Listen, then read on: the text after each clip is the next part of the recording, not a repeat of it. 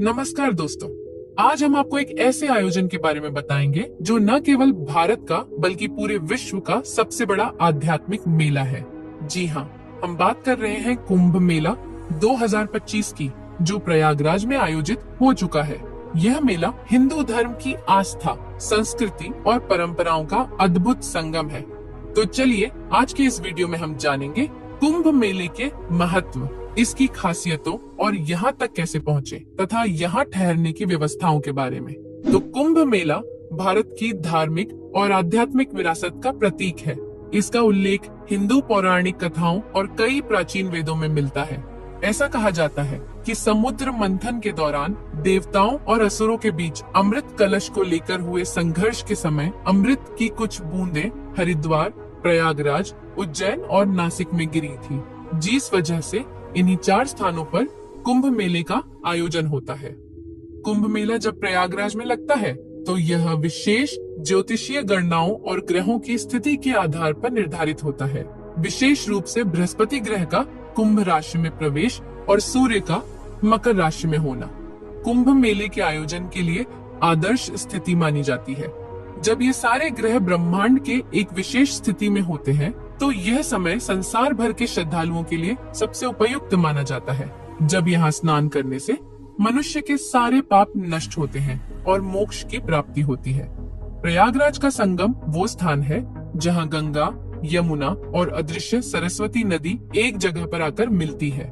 उसी जगह को भारतीय संस्कृति में सबसे पवित्र स्थान माना गया है। यहाँ सिर्फ 3 नदियों का मिलन नहीं, बल्कि आस्था, भक्ति और मोक्ष का द्वार है। इस बार के कुंभ मेला में पहले से कहीं अधिक नागा साधु अपनी पूरी शक्ति और आस्था के साथ जुटे हैं। उनके आने से मेला और भी आध्यात्मिक रूप से संपन्न हो जाता है। लाखों श्रद्धालु इन साधुओं के दर्शन करने के लिए दूर दूर से प्रयागराज पहुंचते हैं। नागा साधु न केवल अपने आचार व्यवहार से बल्कि अपने विशेष अंदाज और साधना के तरीके से भी लोगों को आकर्षित करते हैं। उनके लंबे बाल, सिर पर चंदन की लकीर और निर्वस्त्र जीवन शैली उन्हें अन्य साधुओं से अलग करती है। कुंभ मेला में नागा साधुओं का जुलूस बहुत ही भव्य और आकर्षक होता है, जिसमें वे गेरुआ वस्त्र पहनकर शंख और डमरू के साथ चलते हैं। उनका यह जुलूस धार्मिक अनुशासन, तप और साधना की गहरी पहचान है। कुंभ मेला के दौरान प्रयागराज शहर को एक विशाल धार्मिक नगर में बदल दिया जाता है। यहाँ विशेष रूप से संगम क्षेत्र को सजाया और विकसित किया जा रहा है ताकि श्रद्धालुओं को अधिक से अधिक सुविधाएं मिल सके। कुंभ मेला में कई धार्मिक संस्थाएं और साधु मठ भंडारा आयोजित करते हैं। मतलब होता है कि यहाँ पर आने वाले सभी श्रद्धालुओं को मुफ्त में खाना खिलाया जाए तथा यह भोजन आमतौर पर साधारण लेकिन पौष्टिक से भरपूर होता है, जैसे दाल चावल, रोटी सब्जी और हलवा शामिल है। और आइए अब जरा जानते हैं कुंभ मेला 2025 की खासियत और इसकी टाइमिंग के बारे में। तो कुंभ मेला 2025 14 जनवरी से शुरू होकर 26 अप्रैल तक चलेगा। इस दौरान संगम पर पवित्र स्नान की विशेष तिथियां हैं। मकर संक्रांति, मौनी अमावस्या, बसंत पंचमी और महाशिवरात्रि जैसे पर्व कुंभ मेले के मुख्य आकर्षण हैं। यहाँ का वातावरण पूरी तरह आध्यात्मिक हो जाता है। श्रद्धालु पवित्र स्नान करते हैं। साधु संत अपने ज्ञान और प्रवचनों से लोगों को मार्गदर्शन देते हैं और अखाड़ों की शोभा यात्राएं मन मोह लेती हैं। कुंभ मेले का हर पल जीवन में आध्यात्मिक ऊर्जा भर देता है। कुंभ मेले में संगम पर उमड़ने वाली भीड़ सिर्फ स्नान के लिए नहीं आती, बल्कि उस दिव्यता को अनुभव करने आती है जो यहाँ के वातावरण में बसती है।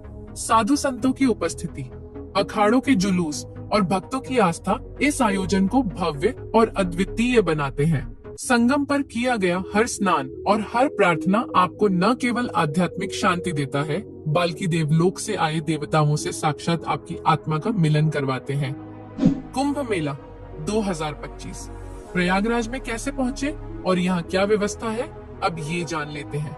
तो अगर आप भारत के किसी भी कोने से यहाँ पहुँचना चाहते हैं तो आपके सामने 3 विकल्प हैं: सड़क मार्ग, हवाई मार्ग और रेल मार्ग। सबसे पहले हवाई मार्ग को देखें तो अगर आप जल्दी से प्रयागराज पहुंचना चाहते हैं तो हवाई यात्रा सबसे सुविधाजनक तरीका होगा।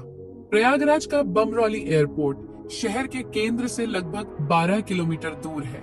और यहाँ से आप टैक्सी या ऑटो के जरिए संगम घाट तक आसानी से पहुँच सकते हैं। दिल्ली, मुंबई, कोलकाता और अन्य बड़े शहरों से प्रयागराज के लिए फ्लाइट्स उपलब्ध हैं। लेकिन ध्यान रखें कि कुंभ मेला के दौरान एयरपोर्ट पर भारी भीड़ हो सकती है, इसलिए फ्लाइट्स पहले से बुक कर लें तो अच्छा रहेगा।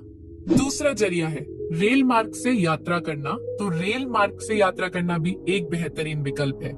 यहाँ का प्रयागराज जंक्शन एक प्रमुख रेलवे स्टेशन है और यह संगम से काफी करीब भी है। यहाँ से आप आसानी से ऑटो, टैक्सी या बस द्वारा संगम घाट तक पहुँच सकते हैं। प्रयागराज के लिए सभी प्रमुख शहरों से ट्रेनें चलती हैं और कुंभ मेले के दौरान भारतीय रेलवे विशेष ट्रेनें भी चलाता है ताकि श्रद्धालुओं की संख्या के हिसाब से ज्यादा सुविधाएं उपलब्ध हो सके। तीसरा है सड़क मार्ग से यात्रा करना। जी हाँ, अगर आप सड़क मार्ग से यात्रा करना चाहते हैं तो यह भी एक अच्छा विकल्प है। दिल्ली, कानपुर, वाराणसी जैसे प्रमुख शहरों से प्रयागराज के लिए सीधी बसें और निजी वाहन उपलब्ध हैं। राष्ट्रीय राजमार्ग संख्या 2 और राजमार्ग संख्या 27 से आप आसानी से प्रयागराज पहुंच सकते हैं। यात्रा के दौरान आपको रुकने और खाने पीने की पर्याप्त व्यवस्था मिल जाएगी। कुंभ मेला के दौरान सरकारी और प्राइवेट बसें भी विशेष सेवाएं देती हैं, जिससे आपको और भी आराम से पहुंचने में मदद मिलती है। ठहरने की व्यवस्था देखें तो कुंभ मेला के दौरान प्रयागराज में अस्थायी टेंट सिटी बनाई गई है, जहां लाखों श्रद्धालु ठहर सकते हैं। ये टेंट सस्ती और आरामदायक सुविधाओं के साथ होते हैं, जिससे ज्यादा श्रद्धालु यहाँ ठहरने के लिए आ सकते हैं। इसके अलावा शहर में धर्मशालाएं और आश्रम भी उपलब्ध हैं। वहीं अगर आप ज्यादा आरामदायक व्यवस्था चाहते हैं तो शहर के होटल्स में भी रुक सकते हैं। लेकिन ध्यान रखें कि कुंभ मेला के समय होटल्स में पहले से बुकिंग करवाना बेहतर रहेगा और कुंभ मेला के दौरान होटल्स के रेट काफी महंगा भी मिलेगा। यात्रा से पहले कुछ ध्यान रखने योग्य बातें। कुंभ मेला के दौरान प्रयागराज में दुनिया भर से लाखों लोग आते हैं, इसलिए यात्रा के दौरान आपको सुरक्षा और अपनी चीजों का ख्याल रखना जरूरी है। स्नान की तारीखों और दिशा निर्देशों के बारे में सही जानकारी लेकर ही यात्रा पर निकले। तो दोस्तों, अगर आप 2025 में कुंभ मेले का हिस्सा बनने की योजना बना रहे हैं तो अभी से अपनी तैयारी शुरू कर दें। इस अद्वितीय आयोजन का अनुभव आपको न केवल भक्ति और आस्था से भर देगा, बल्कि यह आपके जीवन को नई दिशा भी देगा। धन्यवाद।